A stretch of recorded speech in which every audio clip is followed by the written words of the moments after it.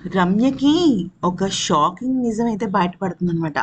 అయితే పిల్లలందరూ కలిసి చిన్న పాప మల్లిక ఉంటుంది కదా! మల్లికని ఉయ్యాల్లో వేయాలనుకుంటారు. ఎందుకంటే ఉయ్యాల్లో వేస్తేనే కదా పాపకి పేరు పెట్టడం ఇట్లాంటి కార్యక్రమాలన్నీ చేసేది.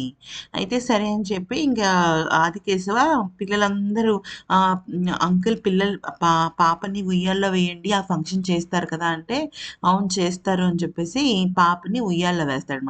మంచిగా పట్టు లంగా వేసి, బొట్టు పెట్టి చక్కగా బుట్ట బొమ్మలా తయారవుతుంది ఈ పాప.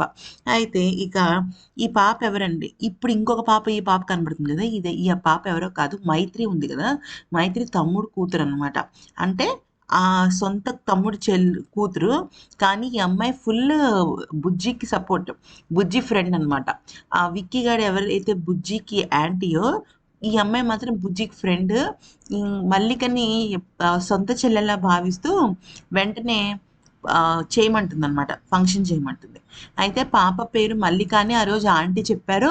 అదే పేరు పెడదాము అంటే ఆదికేశవ్ కూడా సరే అంటాడనమాట. అని ఇంకా బుజ్జి కోరిక మేరకు ఆ పాప చెవిలో 3 సార్లు మల్లిక, మల్లిక అంటుంటాడు. ఇది విని ఇంకా రమ్యకి కోపం ఎక్కడికో వెళ్ళిపోతుంది. అది.